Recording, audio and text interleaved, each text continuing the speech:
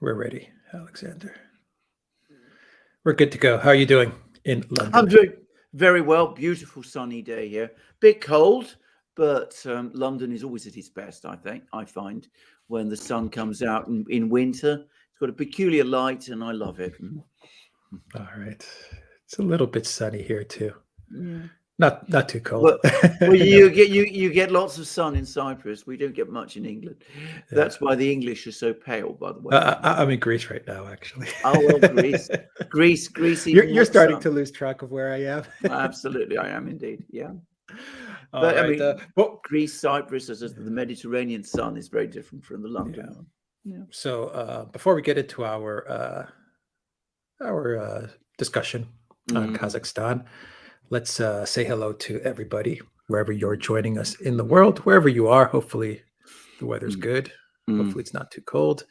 Greetings to Turkey. Turkey is in the house.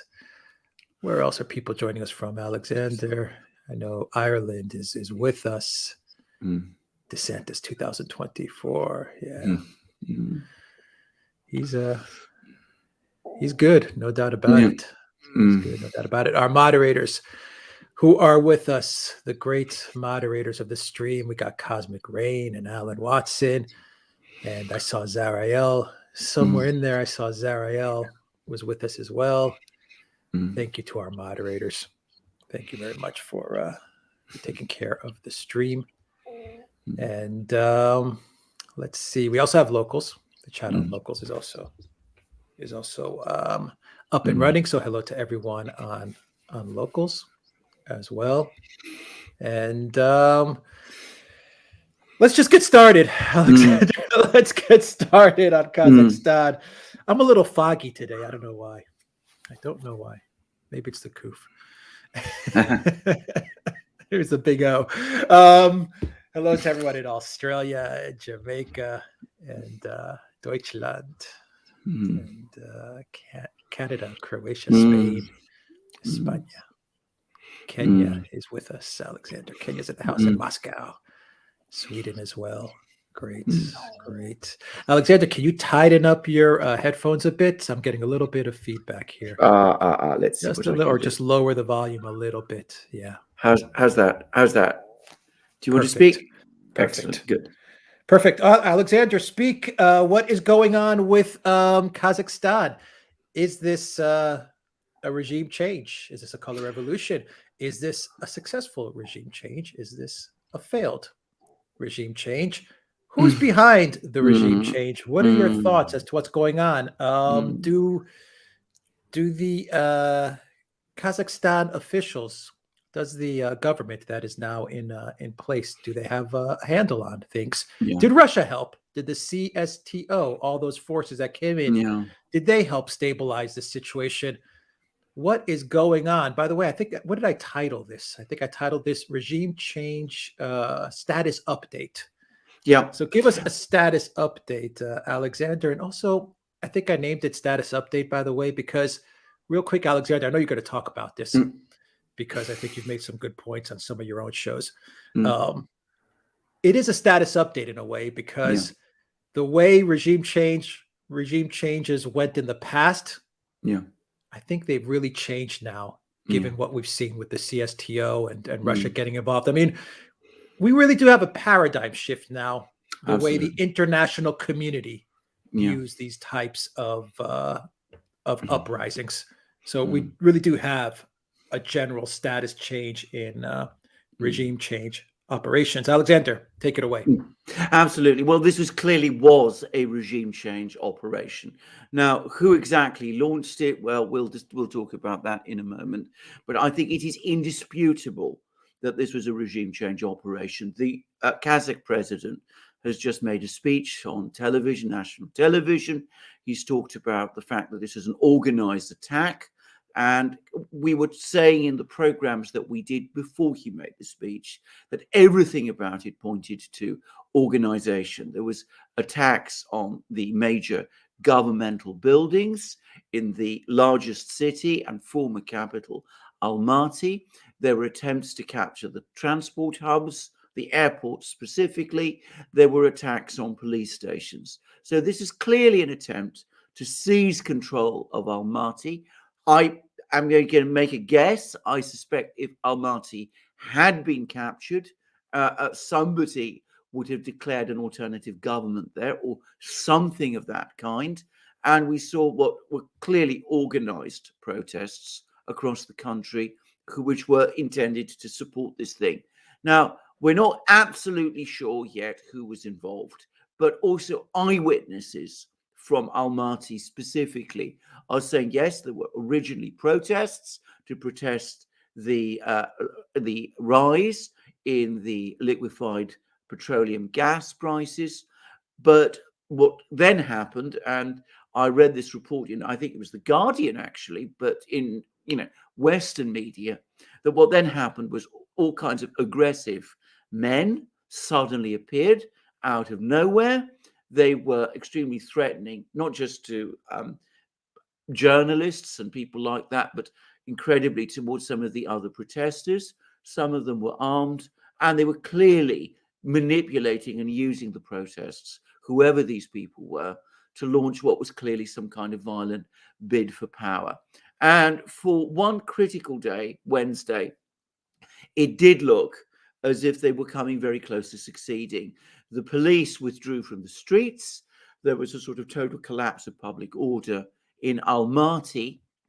And I have to say, if it had been all left to this internal situation within Kazakhstan, I'm far from sure that the government would have survived it.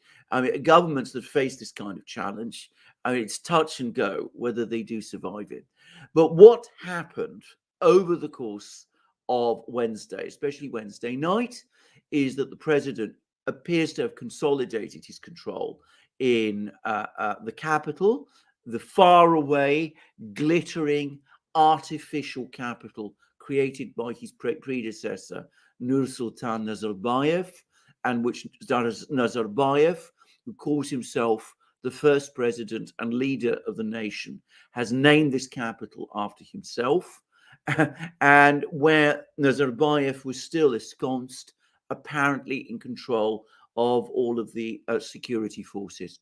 Well, the actual president, Kasim Tokayev, managed to assert control. He sacked Nazarbayev.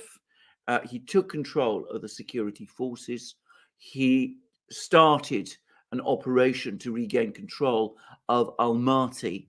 And critically, he called the Russians in, and critically, they responded. Now, from that moment, the whole regime change operation, whoever it was who launched it, it unraveled because it was clear to the military, the security forces, that the president was there to stay. He has the backing of the Russians. That meant that the security forces went on the offensive. They started to respond to the president's orders.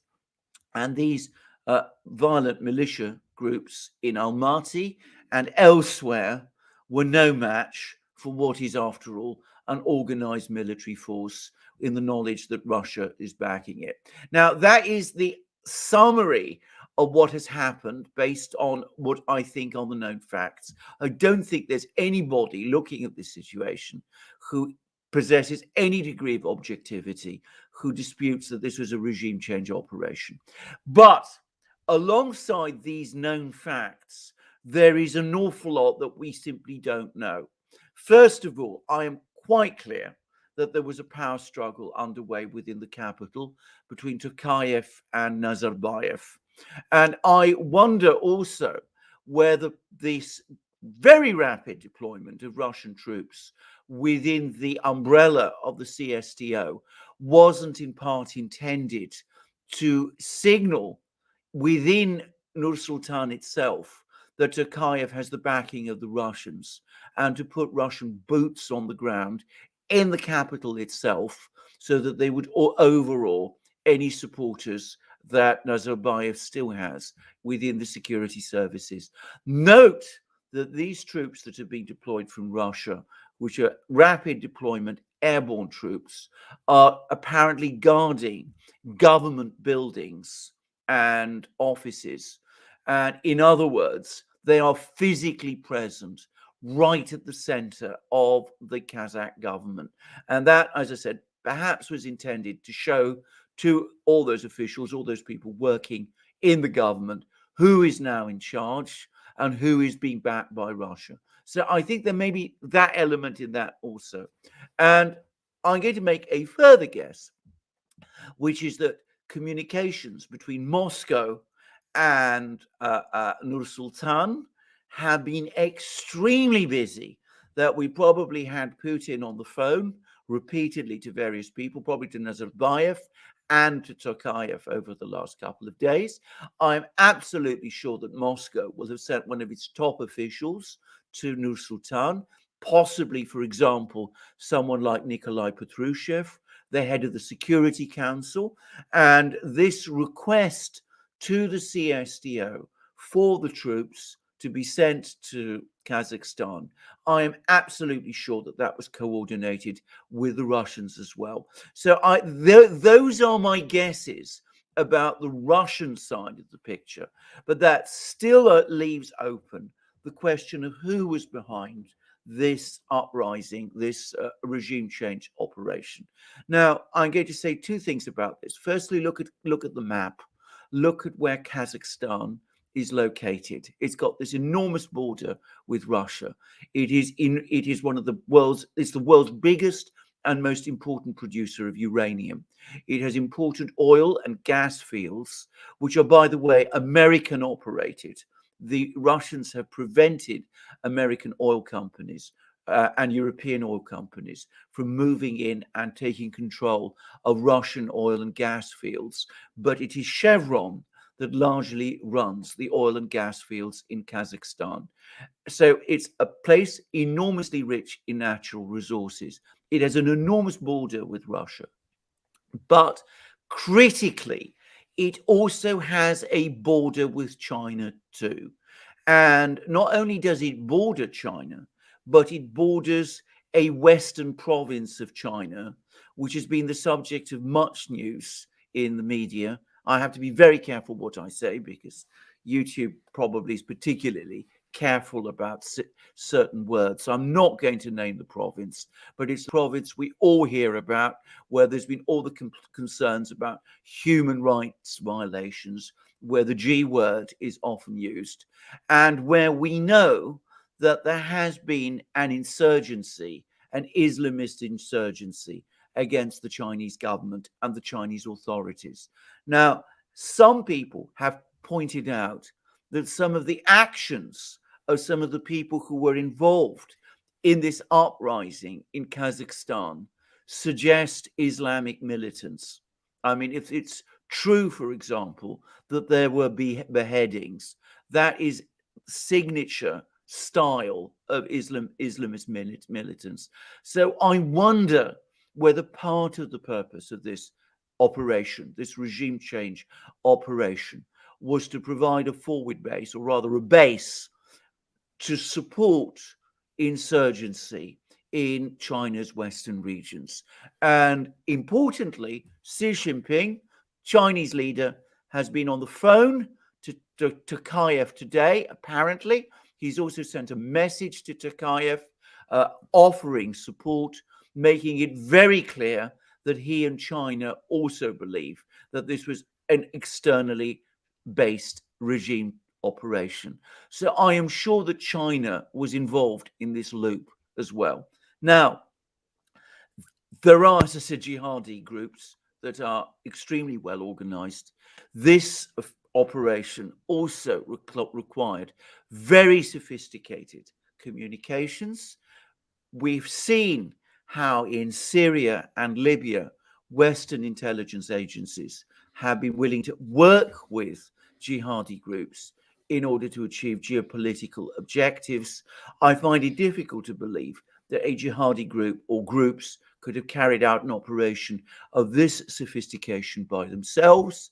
I have to say, it does look to me, I have no evidence yet, we've no confirmation yet, but it does look to me as if there must have been some involvement by one at least of the intelligence agencies of one of the Western powers in this operation.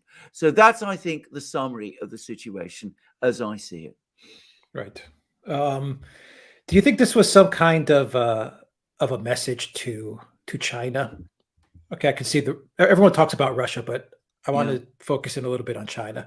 No. They're going to have the games real soon. Yeah. The Olympics are going to be there, and you mentioned that they share a border with Kazakhstan. And if you look at a map, you understand how important Kazakhstan is to Eurasia and One Belt, One Road. Yeah. Obviously, it's critical for China's vision of Eurasia. Yeah. Do you think this was a horse's head in the bed kind of thing, like from The Godfather, a message? Send them a message, because maybe it wasn't about this succeeding so much, but more of a message saying, you know what, we're warning you guys. Well, I think that may have been true, because bear in mind, the Chinese up to now have been extremely reluctant to send troops into other places and to try and preempt regime and color change operations in those countries. So I think that it might have been intended in part as a warning to China, but I doubt that that was the entire thing. I think that somebody really did believe that this might work. I mean, that's my overwhelming sense of this. This required a lot of planning, a lot of resources, a lot of financial preparations. It was timed for the run-up of the Beijing Olympics. And I can't help but think that the idea was distract China. They're going to be focused on the Olympics, stage something like this in Kazakhstan. China won't react. China is always uneasy about reacting about these events. It'll be nervous about compromising the Beijing Olympics, just as Russia was nervous about compromising the Sochi Olympics back in 2014 when the Ukrainian crisis happened, and will steal a march on the Chinese, impose some kind of regime change operation on Kazakhstan, and then, of course, we will be in a position to threaten China directly, and will break up the Belt and Road Initiative in Central Asia, will end Kazakhstan's alliance with Russia, will disrupt Russia's Eurasian institutions, the Eurasian Economic Community, the Collective Security Treaty Organization, all of those things. And I think that may have been the plan. What was probably not anticipated was that this time the Russians reacted incredibly fast, undoubtedly in consultation with Beijing. And coming back to that program of mine on my channel, which you mentioned, that is the big game changer now. Until very recently, the Russians were extremely slow to move when regime change and color revolution operations were launched within the former Soviet space. This time, they've shown that they not only can intervene, but that they will intervene, and that they can move extremely fast. Now, that is a reflection, I am sure, of Russia's growing self-confidence. It now senses that China is there to support it, and that gives it confidence that it can take this kind of action. But it also is a reflection of the enormous increase in Russian military power that has happened over the last 10 years, with the heavy investments the Russians have made in their military and the security forces, and in the extent to which they have reorganized their economy to make it more resilient to pressure from the West. So the Russians now feel free to intervene in order to block these sort of moves. And they've done it. And that's going to signal across the region, across Central Asia, and in other former Soviet republics, that from now on, this game of regime change that has been played within the former Soviet Union, that game is now over. The Russians have just ended it. I wonder if this was a dry run as well from the powers behind the regime change, to see how coordinated China and Russia truly are. I wonder if they're picking up intelligence as well, as they're seeing all this go down. they're kind of saying, okay, so this is how Russia reacts, this is how China reacts, this is how well coordinated they are. So I wonder if there's like a dry run to say, okay, let's get some information, let's get some intelligence, and then we'll see how we handle the Beijing Olympics, how we take advantage of those games. I'm sure that there is some element of that, and of course, Western intelligence agencies, which have been monitoring this situation extremely carefully, will have seen how well coordinated Moscow and Beijing are, and how rapidly the Russians can move in these kind of situations. But I always have to say this about Western governments. It's absolutely obvious to me that though some people are fully briefed about what's going on and respond in their own ways, usually subterranean, covert ways that we don't know much about, others are not so well briefed. And you had all of these very strange comments coming out from some Western governments, which show or rather suggest that some Western officials have been caught very flat-footed by this. I mean, you had Jen Psaki's, frankly, imbecilic comment that, questioning the legal basis for the Russian intervention in Kazakhstan. I mean, that is preposterous, if I can say. Yeah. Do you think this was started because of the energy increase? Like this began as an organic protest, and then it was hijacked. Yes. Well, what I think has happened is that the situation in Kazakhstan has apparently been deteriorating for some time. I mean, I gather that the country never fully regained its balance after the oil price collapse in 2015. The economy has never really recovered, and living standards have fallen. I again read a comment by a former resident of Kazakhstan who now lives in Russia, and who was saying that back 10 years ago, living standards in the cities in Kazakhstan, the main cities, Almaty, and those sort of places, were comparable to those in Russia. Today, they are significantly lower. So there's been a deterioration in the economic situation and in living standards. That's one thing. The other thing is, of course, there's been this complicated power struggle between Nazarbayev and Tokayev. And this is a mysterious affair. And I have to say, I suspect, and I have been wondering for some time, actually, whether the Russians haven't been working for some years to edge Nazarbayev out, which has been a difficult thing to do, given how embedded he has been in the political system in Kazakhstan, and whether that wasn't creating tensions within Kazakhstan and divisions within the Kazakh elite and conflict with Russia. And there's no doubt also that someone in Kazakhstan, somebody in the government there, has been trying to pursue an anti-Russian cultural policy, and not just, which isn't, when we talk about cultural policy, we have to also say, it's also a political course as well. They've been playing up Kazakh nationalism, trying to project that against Russia. Not a popular policy, by the way, as I understand it, with most people in Kazakhstan. Most people in Kazakhstan, even most Kazakhs, speak Russian as their first language. But there's been a policy to do that. There's been an attempt to try and increase the significance of the Kazakh national language. Well, one shouldn't perhaps make much issue of that. It is Kazakhstan, after all. But then there was this decision to start to change the alphabet from Cyrillic into Latin, given that Kazakh never had a previous alphabet. I mean, that doesn't seem to be a very logical, necessary thing to do, unless you were trying to distance Kazakhstan from Russia.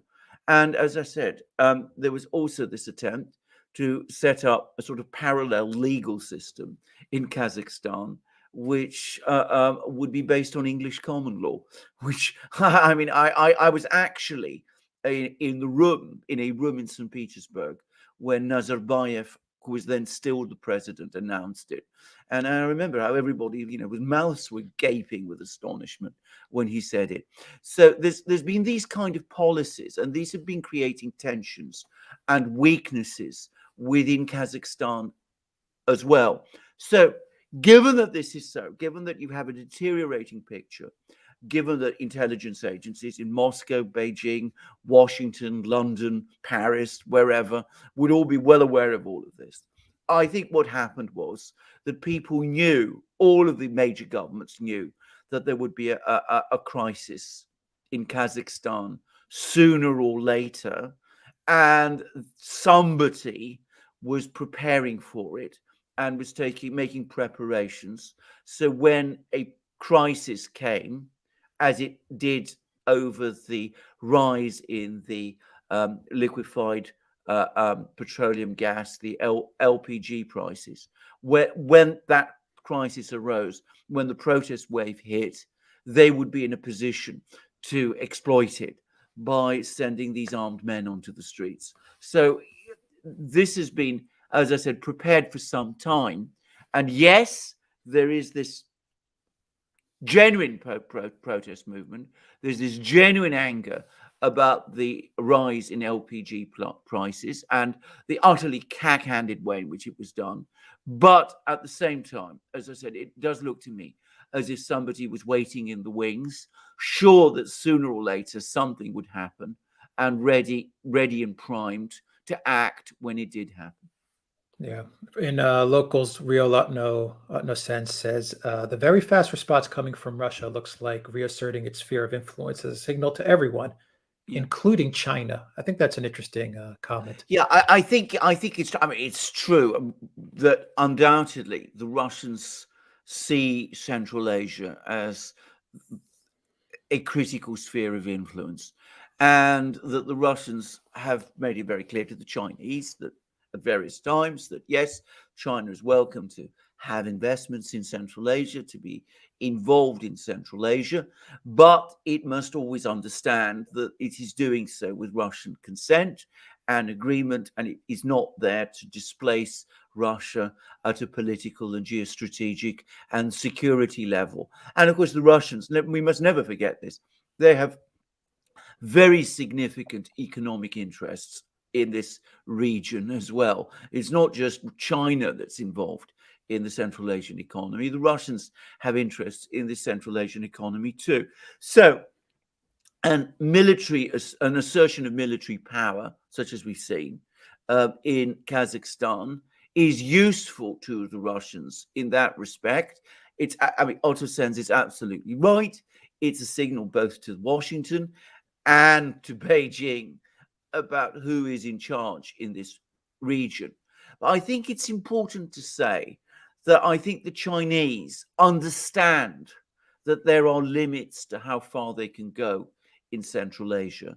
And the Chinese would not want to threaten their overall relationship with Moscow by, if you like, trespassing onto Russia's ground in Central Asia. And I read, this was some years ago, an article, I remember this in the Chinese media. I don't have it in my possession anymore, and I think it was in the Xinhua, the official news agency. But it made the point that there actually is an agreement, a specific actual agreement between China and Russia. Obviously, one that hasn't been published, but it exists. It's on paper somewhere that China recognizes that Russia has a predominant influence in Central Asia, and in return has Russia's support over its one China policy with respect to Taiwan. In other words, the Russians have said that in return for China recognizing their sphere of influence in Central Asia, they will provide support to China over China's assertion of its rights with respect to Taiwan. Now, obviously Russia has always said it supports Taiwan and the one China, Taiwan's integration into China. But I am sure that when this article spoke about Russian support for that, it meant certain specific measures probably of a military nature, which obviously are too sensitive to be disclosed. Did you say that Chevron was heavily involved in, or is Absolutely. heavily involved in Kazakhstan? Chevron is extremely heavily involved in Okay. Kazakhstan. If you look at the Kazakh oil and gas sector, it's dominated by Western companies, with Chevron far and away the single most important. Nazarbayev kept the Russians out. So Rosneft, Gazprom, they are minor league players here. Rosatom too, in terms of the uranium. So he outwardly he was Russia's great friend, because I think he realized that was the sentiment in Kazakhstan. But in private, he was always a bit like Lukashenko, playing his double game. And I think what has happened is, like people who play a double game always invariably find out, all that does is that it loses you the trust of everybody. And in this particular part of the world, losing Moscow's trust is ultimately guarantees the end of your career. Yeah, because in 2013, Ukraine signed a big deal with Chevron. I remember I wrote a couple of posts on this back in the day. Ukraine signed a huge deal to explore for oil and gas in the west of Ukraine. This was 2013, a year before the Maidan, and there was a lot of talk that Chevron and other companies were very interested in shale gas in the east, in Donbass. But one of the problems to access that shale was the fact that so many people had homes and villages and towns on that property, and they needed to be cleared out. And then you had Maidan, and then you had the war in the east. I find it interesting, the energy component in all of this, because in Ukraine, we all know about Biden and Hunter and Burisma and all of that stuff that was going on in Ukraine, the corruption, the money that went into Ukraine and then was siphoned out through the back door of Ukraine to pay for various politicians and officials in Europe, US. We all know the names of all those people at the IMF, the World Bank. All of them made a lot of money out of Ukraine. And I'm just wondering if Kazakhstan may have been a type of similar situation, in that there's a lot of uranium there. There's obviously a lot of oil and gas. Chevron's involved. There's, I think you said 40%, when we did a show on this, I think you said 40% of the world's uranium is in Kazakhstan. Well, at least uranium that's produced and sold around the world. Right. Yes. Yeah. Okay, so I wonder if Sweden is the major uranium producer. Yeah. So I wonder, outside of the geopolitical stuff that's going on, in order to stick it to Russia, to stick it to China, I wonder if there was also a play to make some quick bucks. There are some photos of Biden, the big guy, with some Ukrainian officials, Kazakhstan officials. I forgot who those guys were, but I remember reporting on this as well a long time ago, that he was speaking with a lot of Kazakh officials as well. Back when he was VP, he was wheeling and dealing there. And there is an energy minister, and I was reading this story this morning, who's in France. Al-Biakov, I believe is his name. I may be a little off there, but he's in France, and he's claiming that he's the guy that the people are calling to lead the country. But this guy's in exile in France because of corruption. He was stealing money from the state, and then he got on a plane, took all his millions, and is now residing in Paris. Yeah, absolutely. I mean, I just say, wherever there's geopolitical conflicts, there's always the lure of money, and in a place like Kazakhstan, this is a vitally important thing. Now, Kazakhstan is a huge country. There are places in the east, areas closer to China, where, as I said, I think the geopolitics are absolutely decisive. But remember, the protests started in the west of Kazakhstan, along the Caspian Sea, which is where the oil and gas reserves are. And that's interesting in itself. And of course, it's where Chevron is.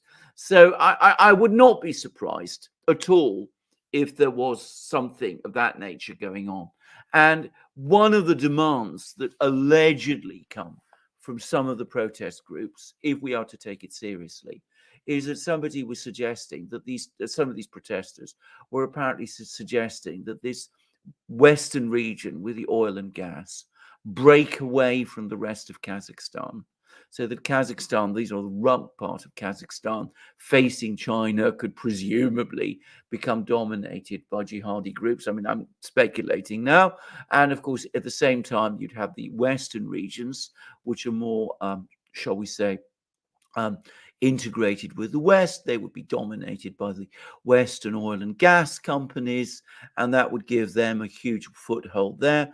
And that would be an opportunity for some people to make huge amounts of money. And if we come back to money, can I just say, lots of Kazakh money swirling around London, and one particular individual who acted as a consultant to President Nazarbayev when he was leader. Wait, let me guess. Don't say it. Everyone in the stream, who do you think that person is? I'll give 10. We'll give 10, 15 seconds, Alexander. You're giving a hint, and I know who it is, but your hint. Someone in London, very powerful, very prominent.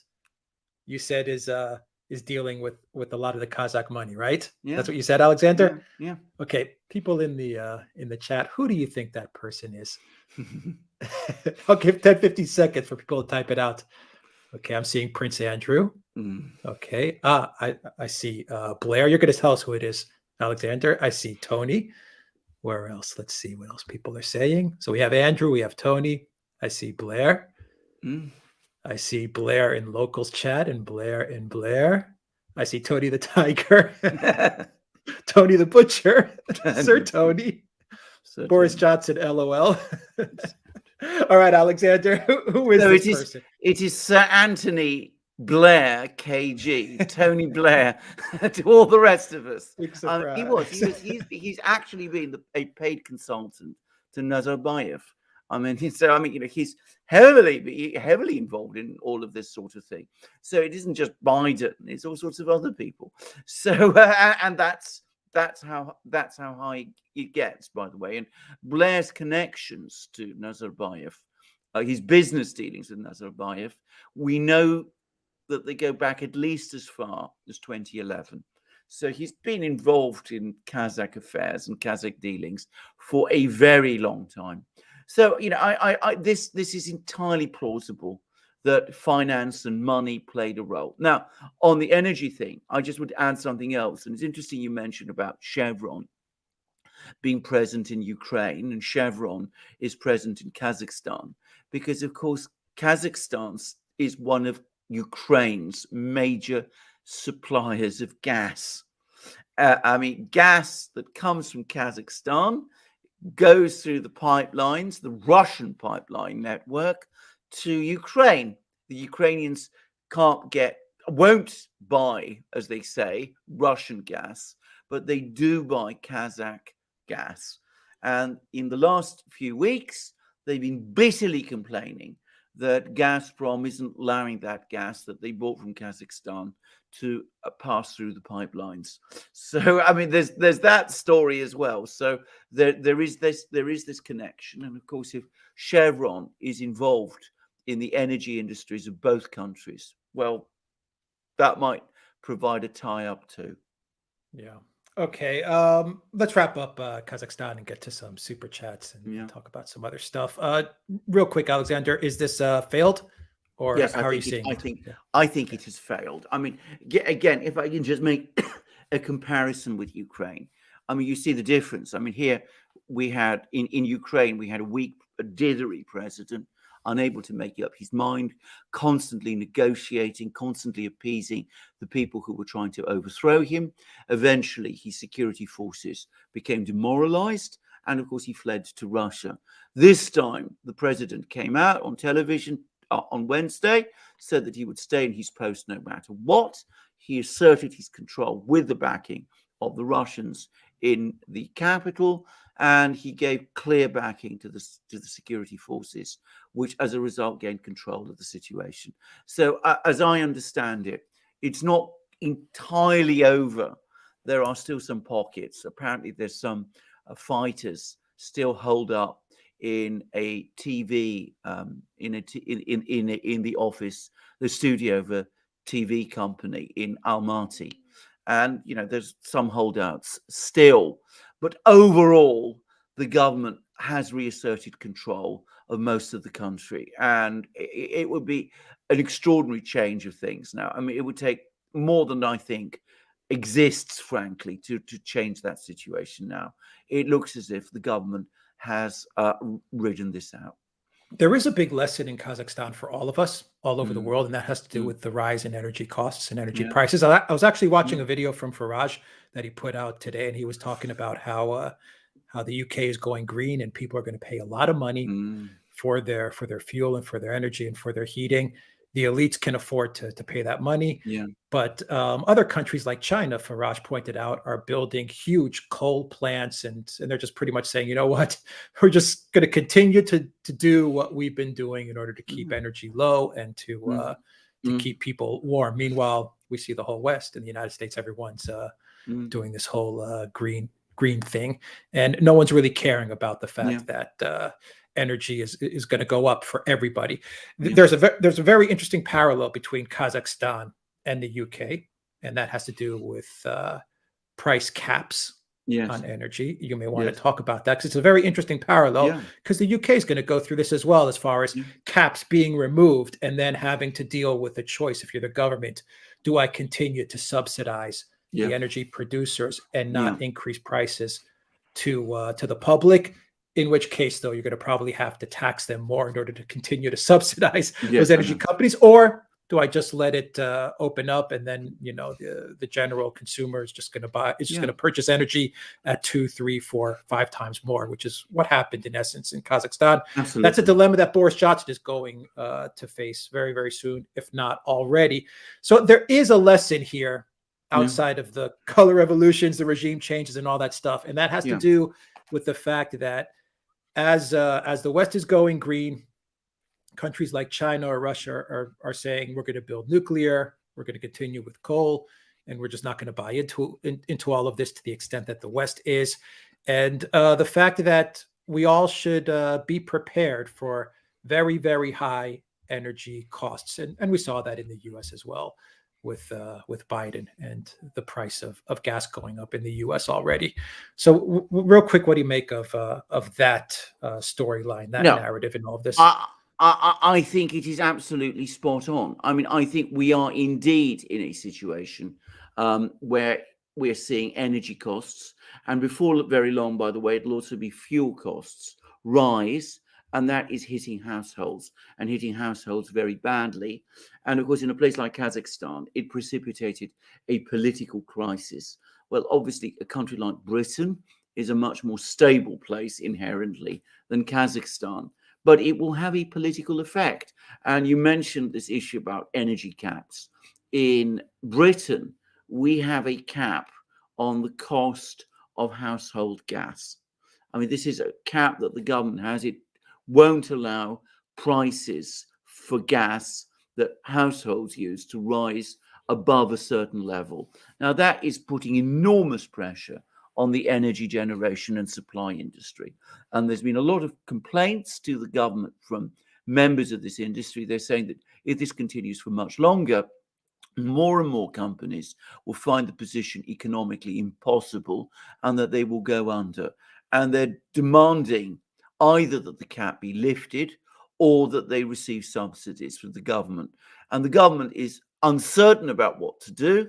It's probably going to subsidize for a while, but these rumors that are circulating is that though the cap won't be done away with entirely in April, it will be lifted. So it will go up higher. And there's some talk that household gas prices will at that point double. And I was reading articles. There's been an article, an editorial in the Daily Telegraph, which normally supports the Conservatives, which says that the Conservatives of the government is caught between an economic crisis in the energy industry and a political crisis if those caps are lifted and if those household gas prices rise. And that's going to play out all over the world. We're going to see, as a result of this inflation, a cost of living crisis, practically everywhere. We're going to see it in Europe. We're going to see it in the United States. We're going to see it in Russia, by the way. We're going to see it in China. And of course, if we're talking about the global South, Africa, Latin America, the Middle East especially, well, always when these sort of things happen, a political crisis invariably follows.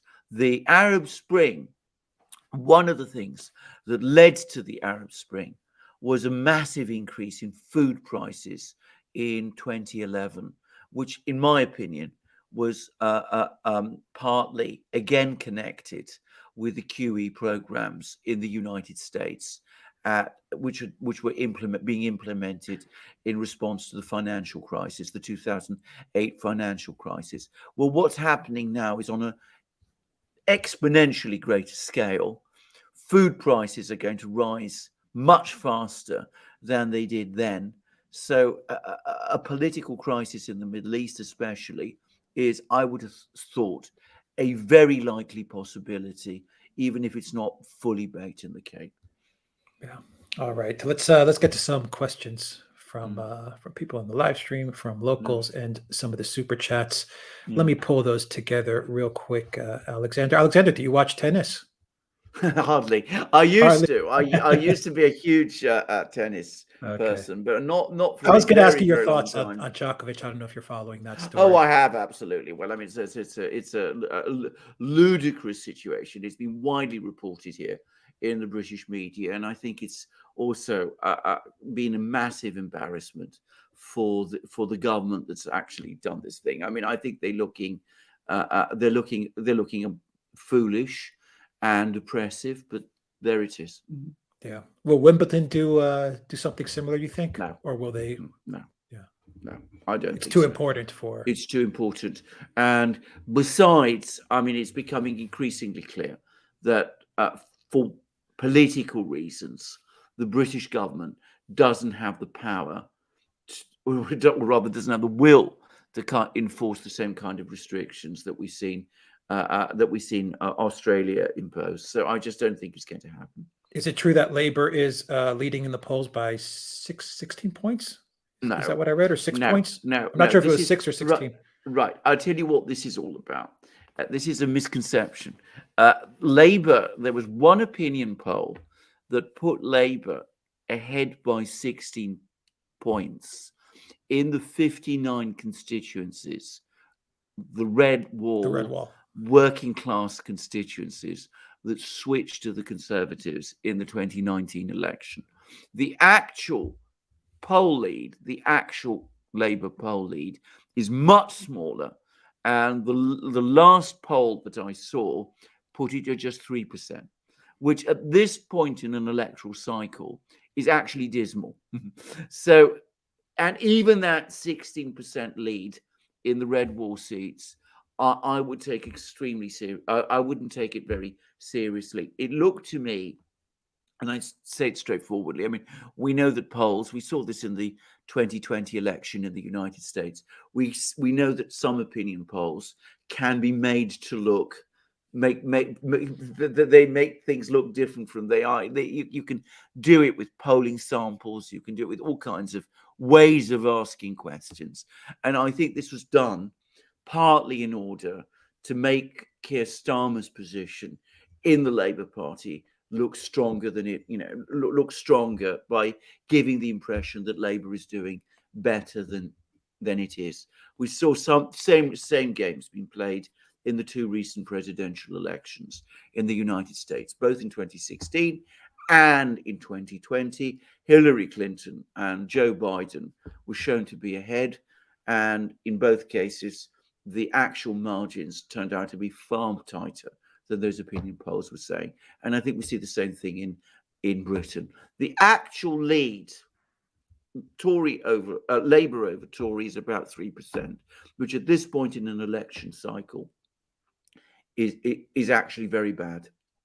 All right, one final question. We had the Jan 6 theater that took place yesterday, and it was pure theatrics. As a matter of fact, they even actually went to a playwright or one of these guys that wrote Hamilton or something and actually Yeah, put out a song they from did. this. Absolutely. Yeah, I mean, it that's was how much theater it was. Yeah. But your thoughts on the fact that the Democrats are applauding Dick Cheney when he enters the Capitol? They're actually now supporting Dick Cheney. Yeah, I mean, What do you make of that? I mean, Dick Cheney was the vice president who they rightly criticized for all the terrible wars, all the appalling foreign policies. They wrote incredibly sinister and frightening things about him, some of which were justified, by the way. And now, of course, they're applauding him. Now, Dick Cheney did all those wars. He was involved in all of those things.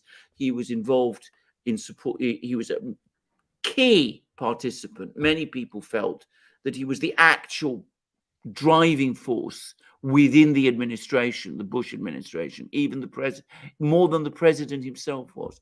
That was an administration that began regime change wars, that was implicated in torture, that was involved in, the black sites, extraordinary rendition, all of these horrors.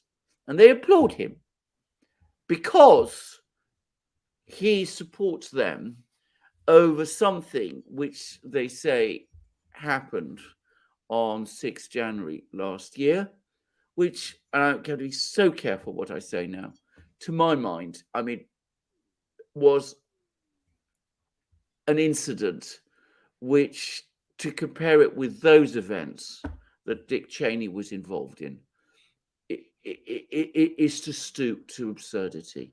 I mean, the whole thing, if I could just finish with Dick Cheney, it disgusted me. It disgusted me because I don't like Dick Cheney, because I think he's a terrible man and a terrible vice president who did terrible things for the United States. But it particularly disgusted me because of the self-indulgent hypocrisy of the Democrats in applauding him. Yeah, there is no traditional left anymore in the United States. It just doesn't exist. There's no such thing as a traditional liberal anymore. Well, Cheney's also a Halliburton. He's a Halliburton guy as well. Well, absolutely. Energy guy as well, yeah. To his fingertips. And, Dick Cheney is what he is. He's never made any secret of what his views and policies and intentions were. But the Democrats criticized him. They took these left-wing moralistic positions over terrible things that he actually did or was implicated in. And they're now supporting him and applauding him because he supports them over a piece of theatrical nonsense. Yeah. Sorry. You're correct. All right, let's get to some questions, some super chats, and some other comments that I've been reading here on the stream. Valley S, welcome Valley S, also moderating the live stream. Good to have you here with us. Let's see. Brian sent us a €10 super chat. Sanjeva sent us a $10 super chat. Valley S in the house sent us a $20 super chat. Porfirogin sent us RSD super chat. Peter $9.99 super chat. Off topic. Do you believe that the Russians trust Beijing to the extent that China touts? They'd like to take back Vladivostok, for example. P.S. Beautiful painting, Alex. Thank you very much, Peter. Vladivostok. Interesting. No, this comes up time and again. The Chinese in the 1990s settled the dispute with Russia over the border, and the Chinese have recognized and accepted the existing border. There were some very minor border adjustments, but there's actually a treaty, and to all intents and purposes, that issue is settled. And I don't think anybody in Beijing is thinking about reopening it. I should add, by the way, Vladivostok was never part of China proper. It was, the territory there was part of the Qing Empire of the Manchu that came to power in China in 1644, and which governed this area until the 1860s, when it was ceded to Russia. But I don't think anybody in China is remotely interested in reopening this issue. And as far as China is concerned, I mean, they know they're not going to get Vladivostok. Why would they make a claim to Vladivostok and lose the friendship with Russia, which is so important to China at this time. China needs Russia's technology, its natural resources, its oil, its gas, its grain, its geopolitical weight. Remember, China doesn't have a huge number of allies around the world. Russia is his key ally. So why alienate it by, resurrecting this old issue, which, as I said, was settled in the 90s? Now, is the trust between China and Russia? Both the Chinese and the Russians say there is. Both say there is to an extent that is unknown between any other two major powers. I think that is basically true. But of course, each country has its own interests. Each country is perfectly aware that its interests is not identical to the others.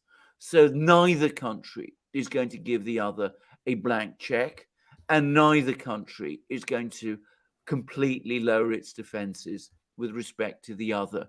I think the point about this Chinese-Russian strategic partnership is what makes it so strong in some respects, is that it's precisely the fact that it's so clear-eyed, and it's not based on any sentiments or ideological issues or something or anything like that, because it's purely pragmatic. They can each talk to the other in a completely straightforward way, and anybody who's been in any kind of business relationship, and alliances are very like business relationships, know how much easier that is than people having to pretend all the time that they're the best of friends. Yeah. Yufan Zhang sends us a super chat. MSM manufacturers lie about the G word claim in China. YouTube, Twitter helps censor those who tell the truth, i.e. Twitter works with weapons lobbyists, ASPI to censor the topic. ASPI funded by the U.S. State Department, Raytheon, and Rockhead. Well, Lockheed, I think is. We have to be incredibly careful, obviously, for exactly the reason that you said, that YouTube keeps a very close watch on what people say. I've done a program about this on Locals, and I actually said that the G word is completely inappropriate in relation to what is happening. And I'm not going to go beyond that.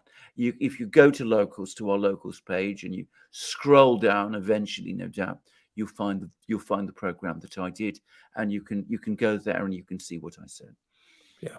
Sanjeva sends us a $5 super chat, and Sanjeva also sends us 2 out of 3 message here, which says Sri Lankan government was toppled in 2000 by a series of British and American funded NGOs, mainly NED and the British Council, compromising of only a handful of individuals.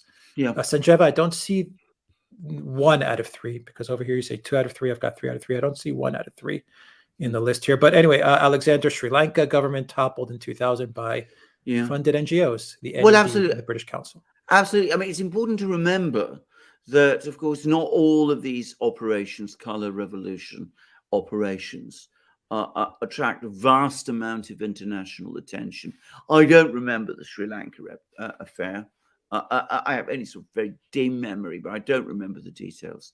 But of course, that is very much what happens, because, of course, the sort of doctrines, the ideology that underpins these things, make it an obligation for Western governments and their, regime change, democracy promotion operators to do this everywhere.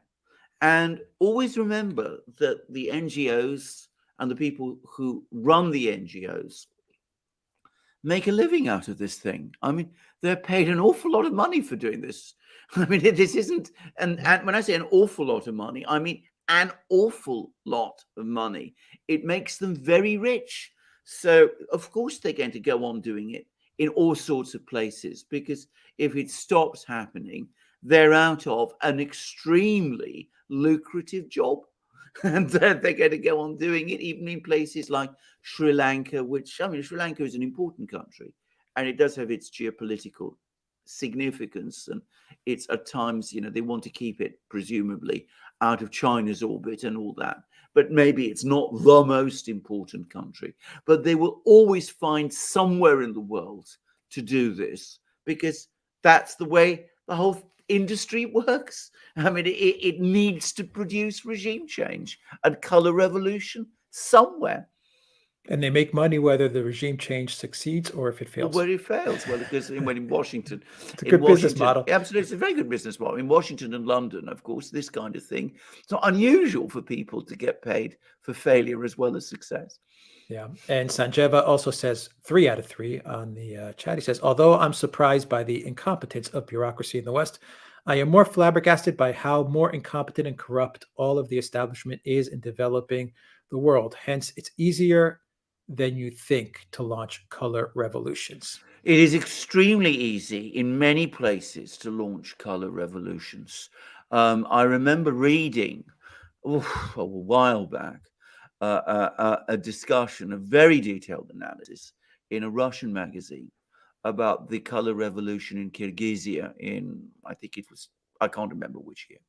And I learned that the Americans spent $250 million to carry that out. Now, that may sound like a lot of money, but when you look at what the US government spends, it's not actually. $250 million is small change for them.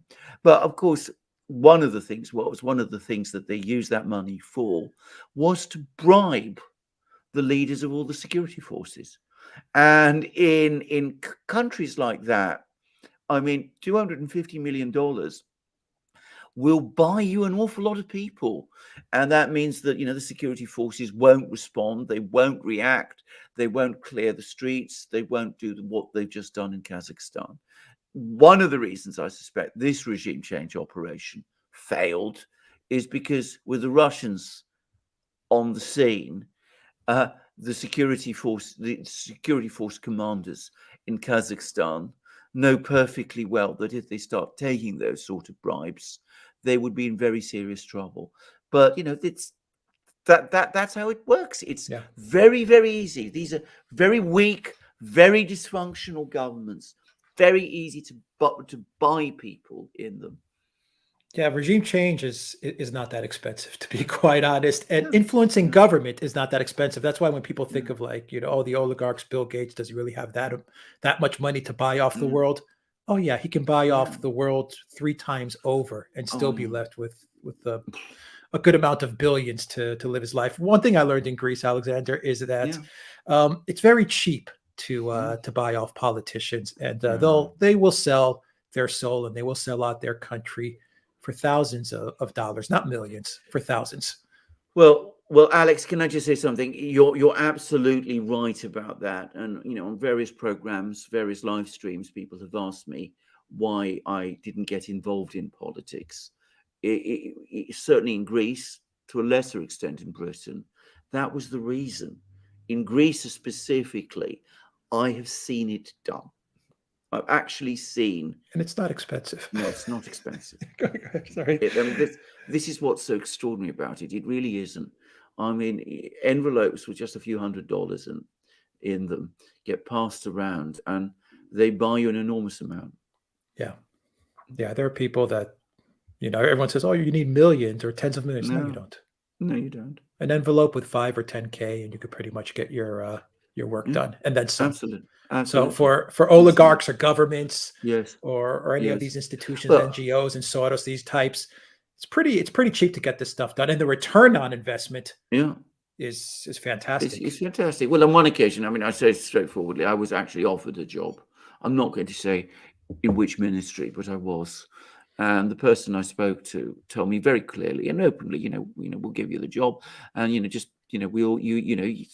must understand you'll be getting your envelopes under the table and all of that.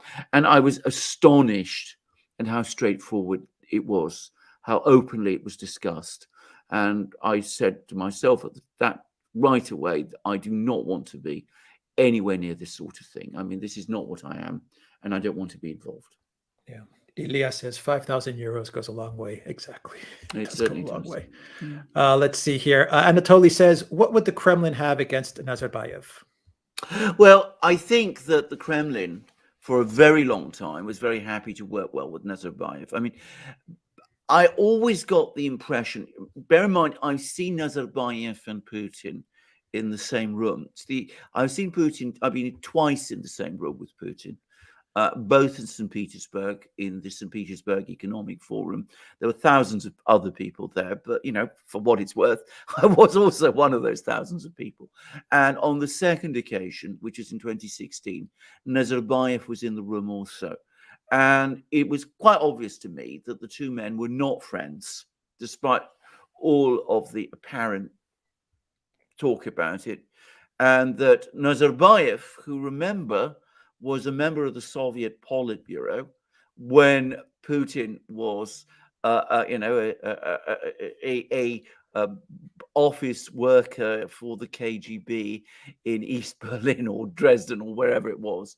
I mean, so Nazarbayev clearly had a very condescending attitude to Putin, and that was in 2016.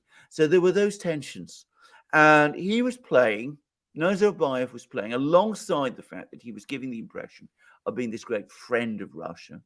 He was obviously working to distance Kazakhstan from Russia to the extent that he could. And it was obvious to me, again, at the same meeting, that his agenda was, when he retired or left power or died in power, to ensure that his daughter succeeded him. I mean, he almost said so. It was quite astonishing. And again, I can remember the sort of look on the faces of all the Russian officials at the time, including Putin's, by the way. And, they were utterly stony. So this is, I think, what it was all about. I mean, they didn't fully trust him. They felt that at the beginning, when, the Soviet Union broke up, Nazarbayev had tried to hold the Soviet Union together. He'd been a friend of Russia's in the 90s. He'd been a friend of Russia's in the early 2000s. But he was happy to do that as long as Russia was weak, because at that point he felt that he could run things in Kazakhstan very much for himself. But as Russia became stronger, Russia's relations with the West deteriorated, he began to edge away from Russia in order to secure his own position in Kazakhstan. And one of the things that I also remember from that meeting was that he was very far from giving the Russians any support over the Ukrainian issue. Yeah. Where are we? Thank you, Anatoly, for that. Mark Hewitt says, were you shocked by Nadine Dorry's admission that the government is cooperating with social media companies to block unfriendly posts? Shocked. Of course I was shocked. I was shocked. Just as the French police officer was shocked in Casablanca to discover that gambling was taking place at Rick's. I mean, shocked in exactly the same way. Of course, I wasn't shocked. I mean, it's refreshing to see a straightforward admission, but and of course, it's an admission which might have considerable legal significance. I mean, she's called as a witness, for example, and that might be something we might want to discuss with Robert Barnes someday in a program, but on a live. On one of our shows with him. But I mean, shocked? Obviously, I'm not shocked. I don't think anybody is shocked about it. But I mean, it is, as I said, it is useful information that we actually have that information. And as I said, it could have considerable legal significance because, of course, it goes directly to First Amendment issues. All right. Sanjeva, thank you very much for sending us this super chat. I guess this is part one of the three, or one of the three super chats. Just want to add, most children and assets of politicians from the third world reside in the West, which is a significant bargaining chip, as openly stated by Bolton. This makes coups even easier. Of course, it does. That's a very good point. Very good point. They're all educated in the West. I can tell you right now, pretty much the last 3 or 4 prime ministers in Greece all went to university in the U.S. And Tsipras may have not gone to university, but after he was made Mhm. leader of the party, he ended up in Texas for a good three Yeah. to 6 months. Yeah. University of Texas, doing what? I'm not quite sure. Absolutely. I can Yeah. guess, but anyway, they all end up getting their training, so to speak. This is absolutely right, and of course they have their money in all kinds of accounts in the West. They buy properties. I mean, I talked about Kazakhstan and Nazarbayev's time and the British involvement in it. An awful lot of Kazakh wealth has been invested in the London property market. What do you make while we're on this point from Sanjeva? What do you make of the? I don't know if you've seen it, the Klaus Schwab School, where over like the decades he's had all kinds of world leaders go to like Yeah, this kind of this education seminar, I guess. And I yeah, mean, everyone's gone to it, from Macron absolutely, to, I mean, everybody. absolutely. What do you make of that? What Well, it's partly a networking World Economic thing. I Forum? mean, Yeah. yeah, exactly. I mean, it's partly for networking. I mean, they all go there because they all go there. I mean, they go there in No, order but to like meet and young talk with leaders each as other. well. Like they But pick out exactly. I mean, but the young point is, I leaders. mean, Yeah. you go there. I mean, not just because you want to learn certain things, but because, as I said, you're going to meet all the people that you know in the future are going to be important. So it's got that networking side. But you can only go there if you are prepared to buy in fully to the program and to the ideology, because otherwise, realistically, you're not going to gain admission and you're not going to network. And once you go there, you hear all these same things being told, you're told all of those things. And of course, that's going to reinforce your commitment to that program and that ideology. So it might not be a very profound lessons that you learned there, but that doesn't mean it doesn't have a major effect on you. It doesn't shape your outlook. And of course, what it also does, because you're going to meet all the instructors, all the lecturers, all those sort of people, it will give you an idea of what to do in a particular situation, so that if you become finance minister, you will have to some extent training which you can fall back on, which you will use to implement the program that you've learnt about. So that's the sort of role of these things. Yeah, Jacinda Ardern went there. Yeah, like all the world leaders and ministers in government, they all like Yeah. went to this Yeah, training session as young leaders. as young leaders. Klaus Schwab Yeah, I mean handpicks them, I guess. absolutely. Well, the US, by the way, also has a young leaders Yeah. initiative. And they have Rhodes Scholars. Absolutely. Well, and the British invented it with the Rhodes Scholarship. Yeah. Bill Clinton, Rhodes Absolutely, Scholar. of course. Rachel Of course. Maddow, Rhodes Scholar. Yeah. Of course, absolutely. Anatoly says, how will this development influence the other countries in the region, Uzbekistan, Turkmenistan, etc.? Right. It's a very, very good question. I think it's going to, on the one hand, it's going to stiffen it's going to make the leaders of these countries more confident, because, of course, from their point of view, if you're the president of Tajikistan, not always a very stable country, well, now you know that if you are exposed to a color revolution attack, the Russians are there, and you can call on them. And from that point of view, provide you with that kind of insurance. At the same time, I suspect that there are some people in these countries who are going to say to themselves, well, the Russian bear is back. It's the overwhelmingly powerful player in our region. The Russians have clearly got the Chinese behind them. And is this really something that we really want? We might feel a little uneasy about it, because after all, we've now tried to forge independent countries and independent identities since we broke away from the Soviet Union. And we don't want the Russians coming along and doing what they used to do when the Soviet Union was around, and telling us how we should run our own affairs within our own countries. So there might be some pushback too. But I think by and large and overall, this will have strengthened Russian influence in Central Asia. Central Asian states will say the bear is back. It's both our guarantee and protector, and at the same time, the force that we have to bargain and work with. We can't realistically risk going against the Russians, especially when they got the Chinese with them too. Yeah. Anatoly also sends us a super chat which says, "Big brother Tony is watching you. You can't hide." Very good. Well said. Mitswitch says, "What kind of consequences will the Kazakhstan incident have in regards of the Russian-American negotiations?"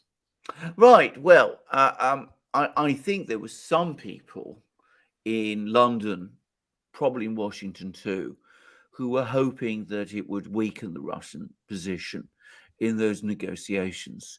I think what it's actually done is it's ended up strengthening it, because it's shown Russia's ability to project power and project power fast in Central Asia.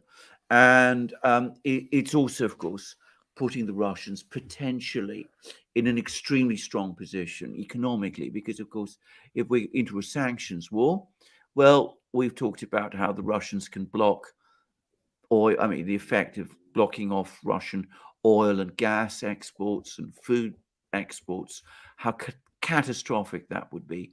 If you add to all of that Kazakhstan's reserves and its uranium and its oil and gas, well, it's just strengthened Russia's hand. If there's a perception now that the Russians are now in a position to start applying a squeeze on that too. Yeah. Kuplex says, "I can recommend watching the Gray Zone's latest episode called U.S. War Lobby Fuels Conflict in Russia, Ukraine, Syria, ex-Pentagon advisor. Very interesting perspective." We'll definitely watch it. We'll watch it for sure. And Anatoly says, "With the failure of the color revolution strategy, can we expect the risk of full-out conflicts between the big powers to increase?" Yes, and I'll tell you why. Because, of course, the United States and the democracy promotion neocon lobby have avoided wars where they can, because they prefer to work through regime change operations, through color revolution operations. If that tool is taken away from them, I doubt that it will make them any less committed to their policy, their continuous forward policy. But if they don't have the color revolution tool to call on, it's likely that they will try to use other tools, and that will mean sanctions, and also it will also mean military force. So I think it will make conflicts more likely. All right. Thank you for that super sticker, Tim. Thank you very much for that. Kurt says, "Happy New Year to all." Thank you very much, Kurt. Thank you very much. And indeed, Happy New Year to everybody. Yes, I think this is our first live stream. Is this our first live stream? I think it is. I think it is actually. Maybe I'm not. I'm not sure. I don't know. But anyway, yeah, I think it might be. Anyway, it might be. It is Christmas for many in Russia, in the Orthodox world. Absolutely, yeah. Someone asked it in the live stream, how come we don't celebrate Christmas today as Greek Orthodox? A decision taken by the Patriarch of Constantinople in the 1920s, which was to align the Greek Orthodox Easter with that of the West. Christmas with that of the Greek with that of the West. The Russian Orthodox Church in the 1920s, and remember, this was Soviet times. So, they were limited in what they could do, but they were furious about it, and they were very angry that they weren't consulted, and they refused to have anything to do with it. So from that moment, the Russian Orthodox and the Greek Orthodox have diverged on when Christmas is celebrated. What about, do you know anything about Romania or no, I don't. Bulgaria, Serbia?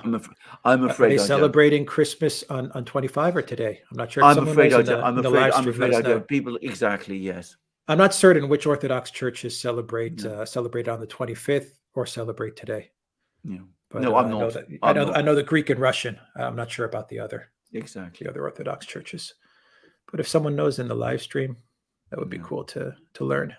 What's going on. Hunger says, if Russia wants to survive never-ending color revolutions, it needs to develop soft power, cultural, artistic, and intellectual power. It can't keep propping up regimes through its military alone. I agree with that, but Russia's not very good at soft power. Go ahead. That is absolutely right. That is completely right. And can I just say, modern soft power? I just want to say, I'm not talking traditional, like Dostoevsky and the No, ballet, and okay, no. that's I'm saying Well, which has its attractions and its place, but obviously you need modern soft power, and the Russians are terrible at it.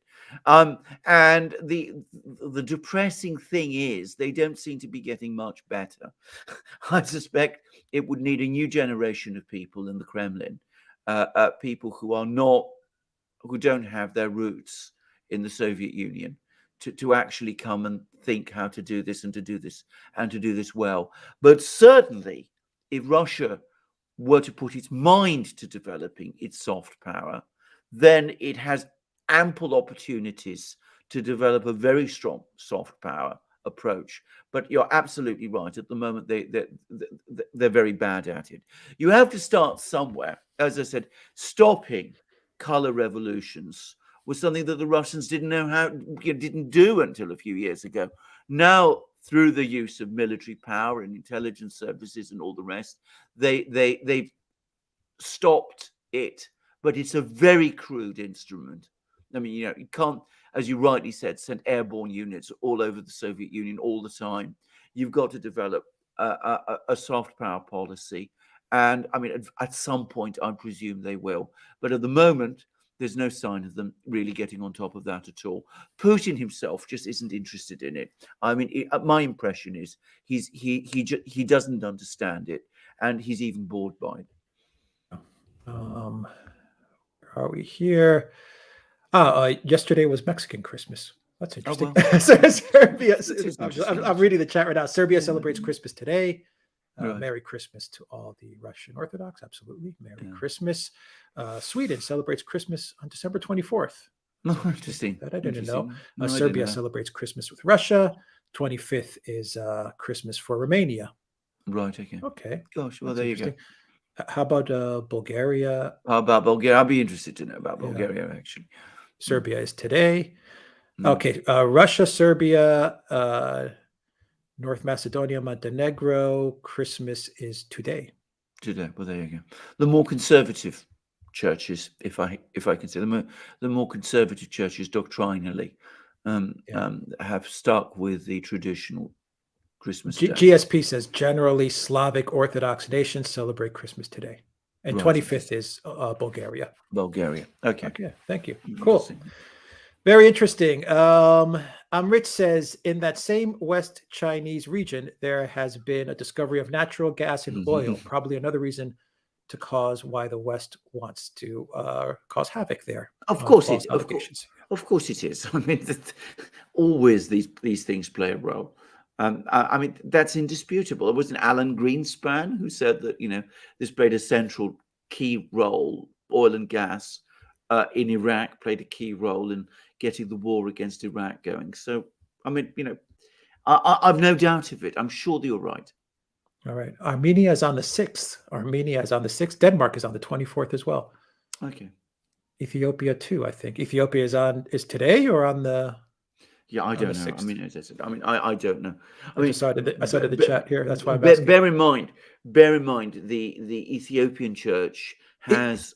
I mean, it's separate. It's similar, from the rest. And the Armenian is similar, exactly but it's similar. not. It's not part of the Orthodox, but it's very, very close. Very close. Yeah. To the Orthodox. Yeah, that's true. From Meganizia Shan says, warm greetings, gentlemen. Hasn't Australia been completely swamped by China through Indonesia and Papua? The fact that they have the port of Darwin for the next 100 years spells game over.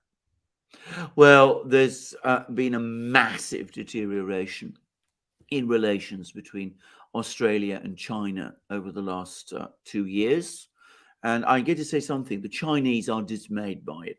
I think they're, to a large extent, to blame for it. I think they've overreacted to some of the steps that the Australians took, because admittedly, the Australians weren't always very sensible or tactful in the way they went about things. But ultimately, Australia is a US ally.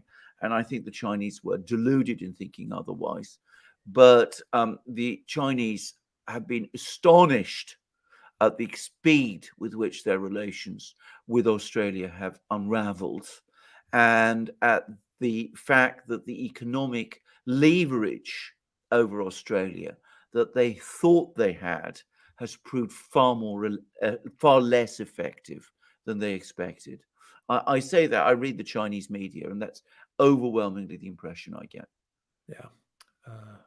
Zariel says, in Germany, it's the Three Holy Kings Day today. Yeah, And Epiphany. Jersey says, Ukrainian Greco-Catholics celebrate Christmas today. Yeah, Greek Orthodox Church celebrates with the Roman Catholics. Yeah, well, there we go. But that's again, it's not part of the Orthodox. The Ukraine, the Greek. In Ukraine, they have the Greek Catholic Church as well as the Orthodox, and you have the breakaway Ukraine Orthodox as well as the Orthodox Church that is part of the Moscow Patriarchy. Yes, which to be very clear, as I understand, which is the traditional, which is the traditional church, and which is, as far as from what everything I'm hearing, has maintained its position. It is still overwhelmingly the dominant church amongst the Orthodox in Ukraine. So, and that, of course, celebrates Easter at the Christmas. I'm sorry, not Easter. Christmas on the same day as the Russian Orthodox Church does.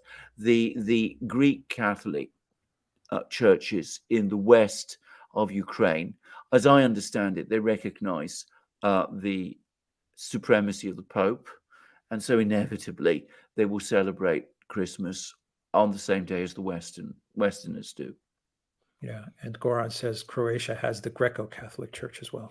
Yeah, there you go. Very interesting.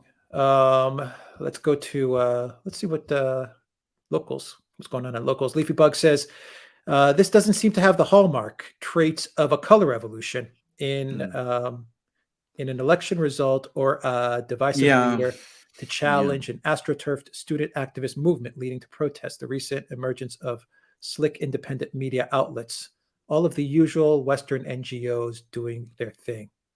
That's a very good point that Leafy Bug has made. I think color revolution is a particular type of formula, and I think Leafy Bug has described it very, very well. I suspect the reason we haven't seen anything like that in Kazakhstan is because the government there has made sure, Nazarbayev and Tokayev made absolutely sure it couldn't be done. It's a much more controlled country. So someone has gone for an armed uprising instead. But the objective in both cases is the same. It is to overthrow the government. So it's two routes to the same end. Color revolution, as I said, cheerful demonstrators, slick media operations, the color, the tulip or the flower, the rose or whatever it is, all that sort of thing. The people going out and dressed in funny costumes, the girls giving flowers to the police, all of that, which is actually extremely carefully planned, passing out bread in my dressing and all those sort of things. Yeah. Well, I don't think they'd have worked in Kazakhstan, so nobody actually tried it there. Yeah. In Belarus, of course, that was exactly the copybook that was being used last year. But in Kazakhstan, it's been a different one because of the different nature of the societies. Yeah. Ethiopia is today part of the Oriental Orthodox. Its patriarch until 1959 was in Alexandria, Egypt. That's super interesting. Thank you for that. And the man says, Alexander, do you agree that the UK establishment not responding to the anti-Blair Gong petition, now standing at almost 1 million signatures, underscores that corruption and rot goes to the very top of the UK establishment in total disrespect and disregard for the British public? Well, of course it does. Absolutely, it does. I mean, if I was looking at the opinion polls on this, I mean, that's the petition. The opinion polls on this are overwhelming. The British people are absolutely furious. They don't like this knighthood that's been given to Blair at all. I saw some polling data, which was just, I mean, I think something like 7% of people were pleased with this. And that's, these are these opinion polls which are pretty skewed. Overwhelmingly, there's opposition, and yet the establishment did it. And of course, they're now trying to make out it was the Queen who did it all by herself. In fact, the Queen would never have done a thing like this if she hadn't had, at the very least, soundings from the political parties. In fact, I'm pretty sure she was advised to do it. I mean, she never acts without advice. So they're now hiding behind the Queen in order to excuse something that they have always known is unpopular, but which they were determined to do because it reflects their own agenda and their own loyalties. My own personal view, by the way, and I'm fairly confident about this, is that the impetus came from within the Labour Party, from the Keir Starmer's leadership group. I mean, one of its most articulate people and one of these rising forces within Starmer's circle is Blair's former right hand and spin doctor and enforcer, Peter Mandelson. And I would not be at all surprised if Mandelson had played a role in this. I'm not saying he did, but I would not be surprised if he did. Yeah. Alan says Labour is despised elites playing games. Yeah. Yes. Yes, well said. And Tweak says, I read that there's a Czech female tennis player that is also kept in isolation in Australia right now. I haven't heard about this. I haven't heard that, but I wonder who it is. I wonder who it, yeah. I heard there were actually a bunch of tennis players, 3 to be more precise, that actually had similar documentation to Djokovic, and they were let in, no problem. So, I mean, if you want to find a compromise to stuff like this, these technical issues with paperwork and visas and documentation, you can always find a compromise. Well, of course you can, because absolutely. I mean, the paperwork is today so complicated that there is always some room now for discretion. But of course, somebody decided not to apply it in this case. Yeah, this is a political move. This has nothing to do with sport or anything like that. This is purely political. It's a political calculation on Morrison's part. Many people are actually saying, I read an interesting comment where someone was saying that this could also be part of, oh God, people in Serbia are going to have to help me out. The mining company Tinto, Rio Tinto, which is trying to get contracts in Serbia. There are people in Serbia, people in the towns that are not allowing them to get contracts. But from what I understand, this Tinto, it's an Australian company. Yeah, I think so. I think that's right. And so there might be some sort of, once again. Well, that's an interesting post. Yeah. That's a very interesting connection. Rio Tinto. Yeah. And I'm not sure if it's an Australian company, but they definitely have operations in Australia. Maybe they're the ones that are kind of, sending this as a little bit of payback to Serbia. That is neoliberalism. Yeah, well, there you go. Yeah. Novak was outspoken against Rio Tinto. Oh, I see. Okay. Yeah. Okay, that's interesting. The only thing I don't know is where they're headquartered, if they are. No, I don't know where they're headquartered. Yeah. Anatoly says, update on the Afghanistan situation. Well, the Taliban are in control.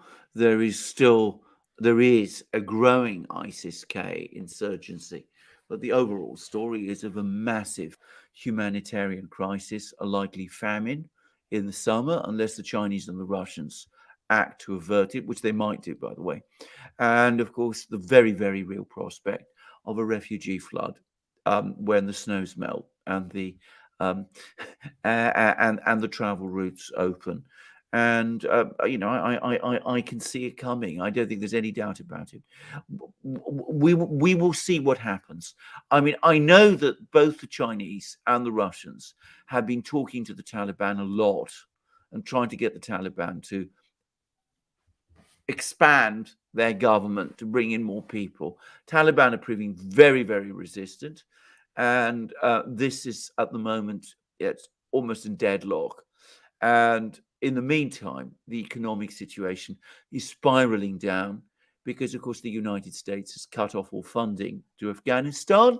And we now have discovered the extent to which the entire economy in Afghanistan was a fiction. It didn't really exist. All that existed was American money going in and American money going out. And that created an appearance of economic activity and an appearance of a certain GDP level that had no actual bearing on the organic realities within the country itself.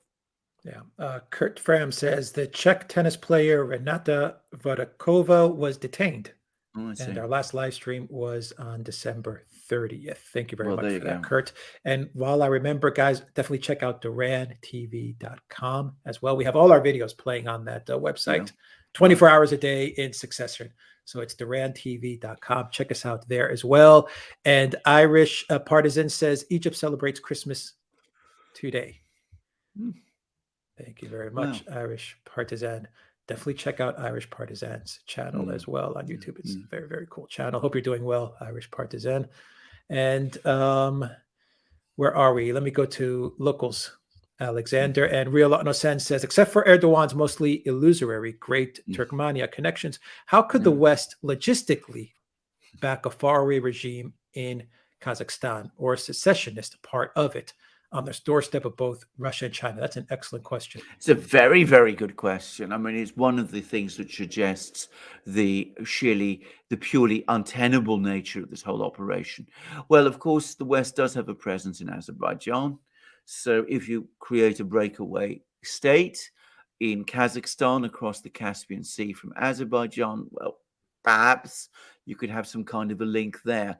Tenuous, I agree, but it's an option. But the idea of the West, establishing some kind of logistical bridge to Kazakhstan, it looks incredibly difficult.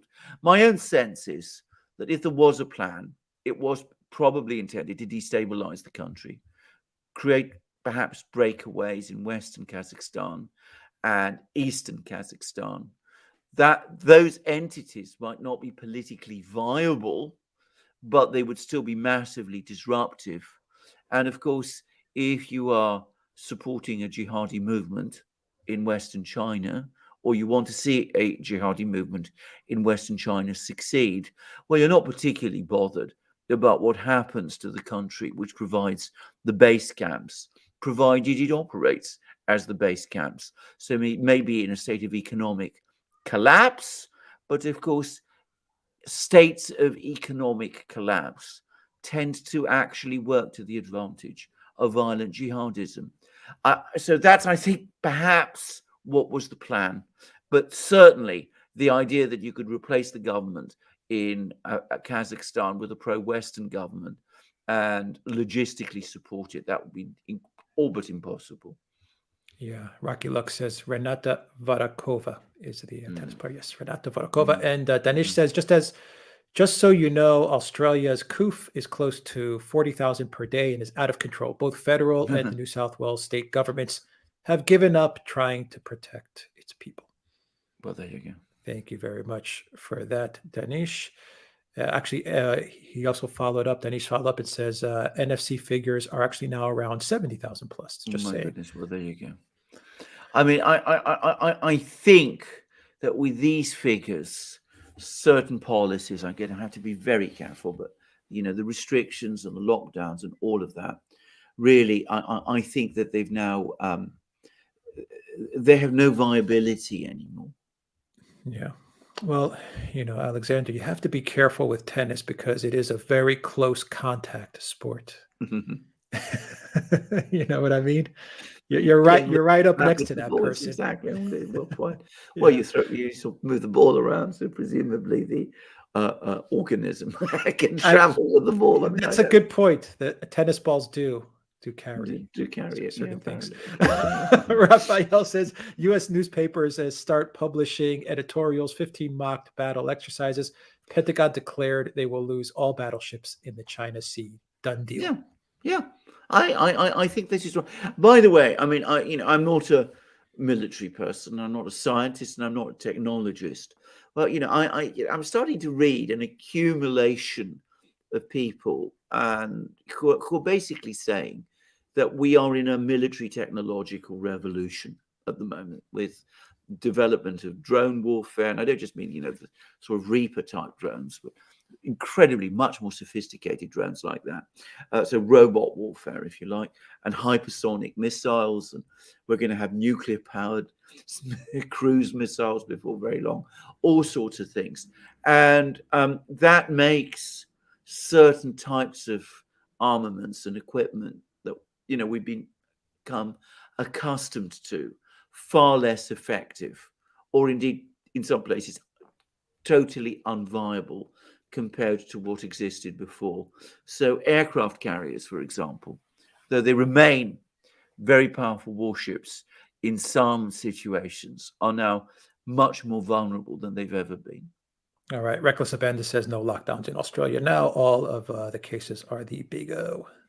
Well, there you go. Okay. And locals here from Real Latno-san says, Alex and Alexander, how about a discussion on that geopolitical singularity known as the Fergana Valley? Well, indeed, why not? Uzbekistan, indeed. And by the way, Uzbekistan is a fascinating country in some ways. I should say, Uzbekistan and Kazakhstan are profoundly different cultures and societies. We're talking about two entirely different civilizational entities. Kazakhstan, the Kazakh people are people of the steppes. Uzbekistan is mountainous. It's much of it is mountainous. The Fergana Valley is a rich agricultural area, but also in some ways a very poor area. We've got these great cities: Tashkent, Samarkand, Khiva, Bukhara, Samarkand, one of the great cities of Central Asia of Islam, a city populated by people who speak an Iranian language, different from the Turkic language that most people in Uzbekistan speak. So you have it's a completely different cultural space, a completely different world, but also an extremely interesting one with a very, very active politics, and definitely a country to look at and to talk about and to discuss, and it's definitely one which we should do a program on. I would add that as a result of the legacies left over from the policies of the previous leader of the country, Islam Karimov, Uzbekistan is not a member of the Eurasian Economic Union, the Russian-led Eurasian Economic Union, and it is not a member of the Collective Security Treaty Organization. Now, when Karimov died, there was again something of a power struggle in Uzbekistan, and the present president of Uzbekistan is said to be much closer to Russia than his predecessor was. And Uzbekistan has, in fact, step by step, been edging towards integrating itself with these various institutions, these Russian-led institutions. It is part of the Shanghai Cooperation Organization, and it has been part of the Belt and Road Initiative, but it's held itself aloof from the Russian-led ones. But of course, that may now change, and if the leadership, the government in Tashkent, which is worried about the fact that there have been tensions in parts of Uzbekistan with the Fergana Valley, a particular flashpoint. If they're worried about these sort of things, they now see that joining the Collective Security Treaty Organization provides you with Russian military support when you are in it, when you've got your back to the wall, and they might perhaps now start thinking about doing it. Yeah. Very well said. All right, Alexander, any final words? We've got a lot of questions, a lot of good comments. I think we've actually reached an extraordinary turning point in geopolitics, and this is something I think people understand. In the autumn, the Russians said eastward expansion of NATO stops now. Ukraine, Georgia, those sort of places are not going to join NATO. We're going to go to war if any such idea happens. It's a red line for us. And the Western powers basically said we're not prepared to fight Russia over this issue. So that in effect means that eastward expansion of NATO, certainly into the territory of the former Soviet Union, that has ended.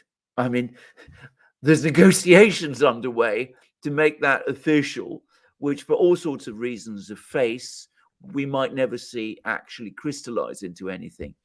But the Russians have now drawn the line. They said so far, but no further eastward expansion of NATO. And they have the will and the power to make those red lines effective. And now the Russians have in effect imposed another red line. They say no regime change, color revolution operations in the former Soviet space. We're prepared to act. We're prepared to deploy troops. We're willing to make arrangements with governments that feel themselves threatened. And that, in effect, has brought that whole process, that whole agenda to a stop as well.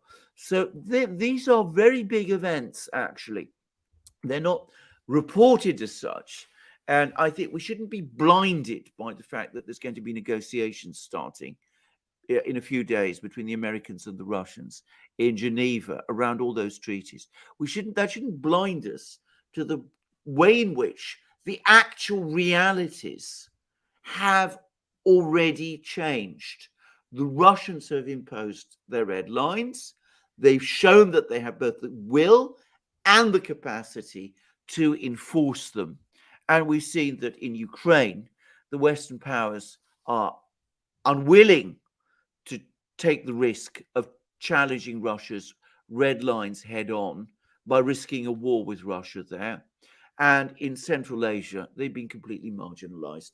So that's a fundamental change, and it's one that we mustn't overlook, because again, it shows that this drive, this American drive, to expand what they call democracy all over the world, it's now reached its limit. It's hit a stop. Whether there are people in Washington and London and Brussels who are prepared to accept the fact or not. All right, we have a few more comments, Alexander, to get to here. Do you think, Leafy Bug says, do you think the color revolution model is a bit clapped out at this stage? I think it is. It's regime change on the cheap and requires as a prerequisite a weak or unstable government and a regional or great power that would otherwise oppose it, too weak to intervene. It may have been effective in the 90s and 2000s, but today it's a very different world. The coup in Kazakhstan seemed ruthless, brutally costly, reminiscent of Cold War era coups, a sign of things to come. Leafy Bug, you again, it must be a rhetorical question because you've answered it. You're absolutely right. The color revolution formula is played out even in Ukraine, which is the last attempt, the last place it was really when it really succeeded. In the end, had to evolve into more violent action in order to achieve its effect. People have seen through it too clearly now to be fooled by it anymore. And in Belarus, it failed totally. Yeah, Rocky Lux says, reading the press in Russia and China about Kazakhstan, there's increasing reports pointing the finger at Turkey and questioning who's outplaying who between Putin and Erdogan. I read as well in China press that Turkey is also behind supplying arms to movements in Western China through ex-Soviet states. Well, there you go. I mean, I wouldn't be surprised. By the way, Cavusoglu, the foreign minister of Turkey, has been on the phone today to his opposite number in Kazakhstan to assure Kazakhstan of Turkey's undying friendship and support. And that might be simply a reflection of the nervousness the Turks have. They were behind this operation, and Erdogan is perfectly capable of meddling in this kind of thing. Then, of course, this is again a foolish thing for them to do. And it will have annoyed the Russians, obviously. But if the Turks are playing a game in eastern Kazakhstan with Western China in mind as part of some great pan-Turkic thing, then it will infuriate the Chinese. And at a time when Turkey is in an inflation crisis and might need Chinese help, well, that's not a very clever thing to do. Yeah. And the man says, hi, Alexander, were the U.S. to sort out relations with Russia and China by accepting that the unipolar, which it was the hegemon of, no longer exists, and that we have moved on to a bipolar one with the U.S. and its allies on one side, Russia, China, and their allies on the other? Which countries do you believe will be the big losers in such a scenario? The UK, Australia, Germany, and others which have allowed themselves to become vassal states of the U.S. possibly? The big loser in terms of countries in this, I'm not going to talk about Australia because I'm not so familiar with the position there. The big geopolitical loser as a country in Europe would be Britain, because of course the whole British policy has been ever since the end of the Second World War has been to keep the US and US and Russia, at odds with each other, because that, as far as the British are concerned, means that they can carry on with their policy of keeping the Russians at bay. And the British have this complex about Russia. They think that if the US withdraws from Europe in some fashion, then it will be the Russians who will end up being the dominant power on the European continent. I think it's a fantastic fear, but the British really do have it. And so the British would be losers, but the big losers, to be very clear about this, would be NATO and the European Union, because NATO would have lost its entire purpose. There's a genuine rapprochement between Moscow and Washington. What purpose any longer does NATO serve? And of course, if NATO is compromised in that way, so will the European Union be. Note who are the most bitter critics of the talks between the Russians and the Americans, which are about to start. The people who are most nervous about them. The NATO Secretary General, Jens Stoltenberg, who's made some unbelievably forceful and aggressive comments. The High Representative, EU's High Representative for External Affairs, Josep Borrell, and of course Liz Truss, the British Foreign Secretary. Now, along with that, there are all sorts of minor league players, the Baltic states, some people in Poland, some people in Scandinavia, but I don't think we should waste too much time about them, because if there's a big realignment, I mean, what they say really hardly matters. But the British, what they say still matters to some extent. And of course, the EU bureaucracy, the NATO and EU bureaucracies, they will be extremely worried and extremely angry. Yeah, JT63 says a key advantage of Russian military is the use of concept of composable enterprise, where an organization that can innovate and adapt to changing military needs through the assembly and combination of packaged military capabilities, able to innovate and deliver military capabilities far faster and far cheaper than the US and its allies, requires a level of collaboration that is not possible in the US. I think that's true, and I think, yeah, in fact, I'm sure that is true. But can I just say, you're clearly someone who has studied this issue very, very carefully. Can I say that the Russian military-industrial complex is very, very different from the US one? It's structured in a profoundly different way, and of course, most of it is state-owned anyway.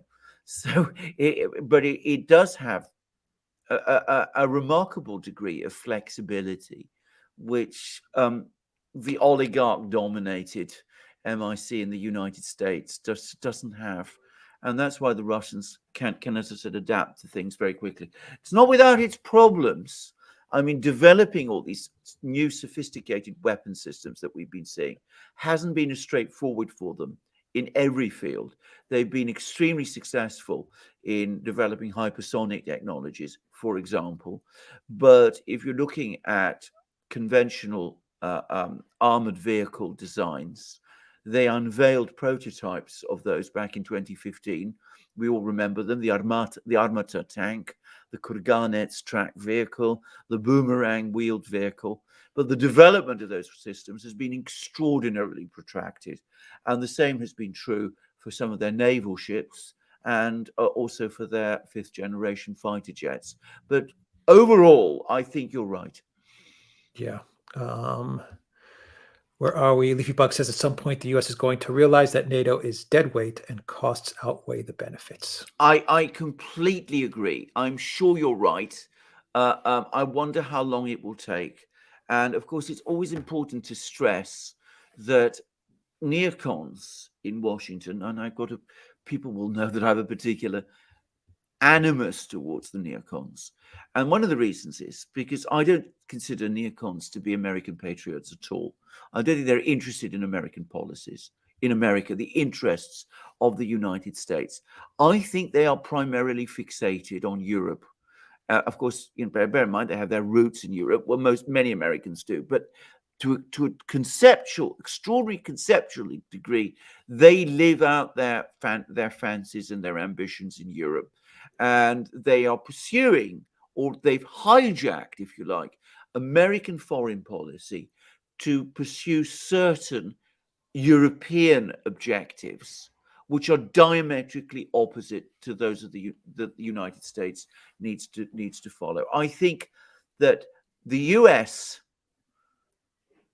disconnecting itself from all this NATO structure, it would end up with far more freedom of action, a much more realistic foreign policy, a foreign policy that finally serves American national interests, as any foreign policy should do. Yep. Let's see. Cosmic Raid says, just to say to the Duran, hope you both had a very Merry Christmas and hope you both have a Happy New Year. Once again, I'd like to thank you on behalf of myself and the community for all your hard work and knowledge. Keep it up. Thank you very much, Cosmic Rain. And we would like to thank you for the excellent super chats and the moderation, and to all our moderators. Today's Ariel, Valley S, Reckless Abandon is in the house, Alan Watson, Cosmic Rain, of course. And I think that's everybody that was here today moderating. Thank you very, very much for your help. And Ian Gerdian says, super chat, the Antioch Church in Syria and Lebanon follows the new calendar and celebrates on the 25th, but they don't recognize the schismatic Ukraine church. Also, Patriarch Meletius IV, who changed the calendar, was a Freemason. Interesting. I mean, thank you very much for that. Thank you. Super chat. And Raul Pinto wants to know, the U.S. Supreme Court is set to consider whether to halt Biden's federal jab mandate. Your thoughts? Well, I mean, my clear view is that this federal mandate is not based on law.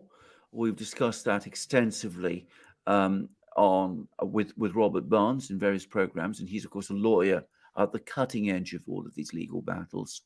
I'm afraid, because of some of the content of some of those videos, you have to follow them on our other sites, Locals and the rest, but we've discussed this in great detail. If the Supreme Court follows the Constitution and the law, it will decide that these policies are unconstitutional. I have no doubt about it. Huge if. Yeah. Paul, thank you for your 10-pound super chat. Thank you very much. And Leonard, thank you for your super chat as well. And Heyman says, Tokayev had reliable partners and Ghani did not. Yeah, true enough. I will say this about Tokayev. He actually said that he would stay in the capital no matter what.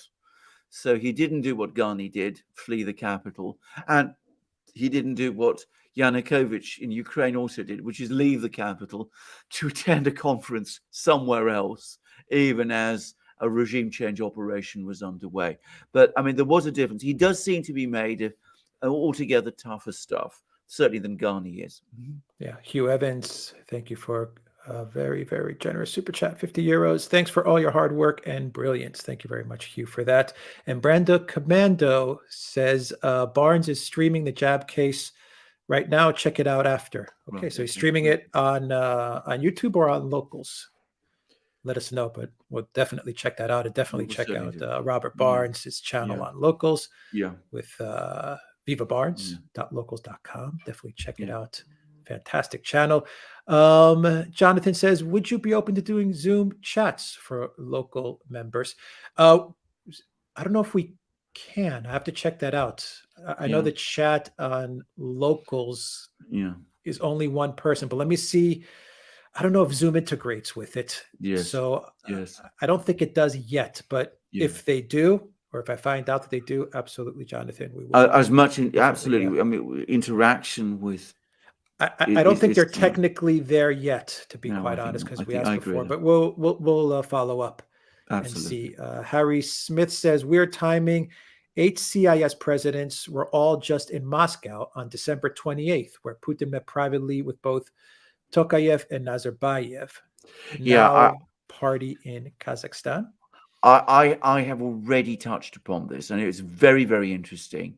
And I did wonder about this particular. This was the meeting of the Commonwealth of Independent States, heads of state. They all came to St. Petersburg, actually, not Moscow, and they had a meeting with Putin there.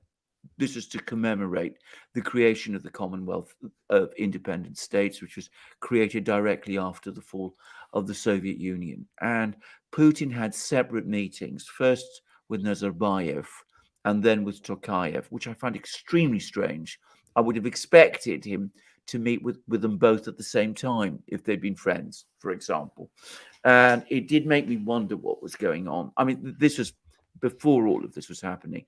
I mean, there wasn't anything to talk about then because it was just a feeling. But I mean, it did make me wonder whether there were tensions between the two, between Nazarbayev and Tokayev, and whether Putin wasn't trying to mediate between the two. So it was I think, looking back, an early sign that something in Kazakhstan was coming. Yeah. And the man says, "Hi, Alexander. I travel a lot around the Commonwealth countries due to my job. I have mainly encountered genuine goodwill towards Britain. However, it is in Britain that this is not understood or accepted. Why is that so, Alexander? Why is it that the British establishment, in spite of the monarchy relentlessly speaking of and featuring the Commonwealth, refuses to genuinely engage with the Commonwealth, particularly given the opportunities that Brexit renders?" Because they are obsessed still with the European policy. I mean, they turned their back on the Commonwealth in the 60s and 70s to join the European Economic Community. And they are still reluctant to re-engage with it because they still feel fundamentally that their place is back in the European Union. So that's why they're missing on that very opportunities, or those very opportunities that you're talking about. It's a deep-seated conditioning that I have to say I find deeply depressing. And can I also say something? With every year of my life, the importance of the Commonwealth in British culture, politics, and society is diminished. When I was a child, I mean, you used to hear about the Commonwealth all the time. You heard about it at school. There were the Commonwealth Games. It was a big thing. Now, you very rarely hear about it anymore. I mean, I can even remember, when Margaret Thatcher used to go to Commonwealth summits. What a big event they were. I mean, I don't remember when the media in Britain covered a Commonwealth summit anymore. They do it on purpose. In that kind of way. And they want to diminish They want to diminish it because their obsession, their fixation is with Europe. And I mean, I think this is wholly wrong. I think it's utterly misguided, but that's the reality. Yeah, you can't have a Commonwealth and an EU, so they decided EU, Europe, exactly. Better than Commonwealth. Exactly. Big mistake. Exactly. A couple more questions, Alexander. Where are we here? Shifu Ugenichi says the Kazakh media is saying that the foreign trained terrorists, that's in single quotes, are speaking Arabic. Well, Arabic. Reinforces some of our suspicions about an attempt to launch some kind of jihadi platform. I think perhaps with a view to reaching out towards Western China. And again, I have to be very careful with what I'm saying. But I said at the start of the program that there was elements of this which seem to be consistent with jihadi activity, and we seem to be getting more information that seems to corroborate that. Yeah. And Alan reinforces what you said about the Commonwealth. Most British love the Commonwealth and their peoples and voted for Brexit. The UK establishment and their EU friends hate that. Yes. Exactly. And Degar says that Eric Hunley and Barnes are streaming their Supreme Court arguments, or streaming the Supreme Court arguments, and Barnes is eating breakfast and staring into the camera. All right. Well, we've got to check out the Barnes stream. Absolutely. And Leafy Bug says it may come about due to some kind of major economic shock or military defeat against peer-level adversary. Imperial hubris can dispute very quickly in these circumstances, and the U.S. is very good at reinventing itself and could cut Europe out without hesitation. Yes, which has been Absolutely. delegating responsibility to defend itself to the U.S. since World War II. The cost of this could easily come due all at once and be unmanageable. Yes. I completely agree. I hope the United States does it without going through that kind of a shock, by the way. I do not want to see the United States experience anything like that. But I hope that the Americans can find that, the courage and the will and the self-confidence, and can put aside all these bad counsel, all this bad counsel they get, and all these bad interests that they get from their own MIC, from their forced friends in Europe who want to use American power to conduct European agendas and all of that, and that they can do that. And I absolutely hope that it will happen. And about America's ability to reinvent itself, to come back from the brink, to adapt to changing circumstances. About that, I agree profoundly. But that doesn't change the fact that America is also going through a very difficult time at the moment, more difficult than anything I have known in my lifetime. But I believe it will come through, and I look forward to the day that it does, and does all the things that you said. All right. And Hunger says, on Sir Tony, the only criticism we hear is on Iraq. It completely ignores the damage he's done to Britain. Real abolition of Britain by Peter Hitchens. So true. Absolutely correct. And Peter Hitchens is one of the best commentators, particularly on the Blair government and on the influence of Blairism. Yep. And Brando Commander says Barnes is streaming on LBM, Laid Back News YouTube channel. Thank you very much for that. Definitely follow up with Barnes. Check him out. We will. And Alexander, that is the stream for us. The stream for us. Well, what a fantastic way to start a new year. 2022 has begun wonderfully well for us, and interactivity is great. And certainly we'll look into what somebody suggested about chats on locals, but when the technology is made available to us. Absolutely. And we'll check out that Barnes stream right now. Hey Man says in a super chat, Almaty giving me very bad vibes. There isn't much Russia or China can do to stop constant attacks. Poke, and they'll find a weak spot. I think that is probably I think that is pessimistic. Can I just say something? Dealing with this particular problem in Kazakhstan, one of the most impressive things is that it's been brought under control, so far at least, with minimal use of force. I mean, the number of troops the Russians have sent is about 2,000. I mean, it's probably, in fact, it's definitely required far fewer resources from Russia to bring this under control than it required from whomever started it to start it. I mean, I'm sure that it's cost far more to get this uprising up and running and going than, as I said, it cost the Russians to basically bring it under control. So, if you're making cost-benefit calculations, just think of that too. Yeah. Thank you to our moderators. Once again, thank you very much, everybody that helped out on the live stream. Thank you to everyone that joined us on the live stream. Your great questions and comments. We covered everything from Kazakhstan to Djokovic to Christmas dates. Alexander, an incredible live stream, our first one of the year. Thank you to everyone at Locals as well. Great questions from locals@duran.locals.com. Please join us there. Alexander does live streams on Locals every Wednesday. Every Wednesday at 7 London time. 7 to 7 London time, 1400 Eastern Standard Time. 1400 Eastern Standard Time. Yes, 9 o'clock GMT plus 2. 9 o'clock. 19 o'clock. 19 o'clock. No, wait, 21 o'clock. You're 19 o'clock. 21 o'clock. That's right. GMT time plus 2. That's it. That's it. Take care, everybody. Thank you for all your questions, all your comments. Have a great weekend. Have a great Friday.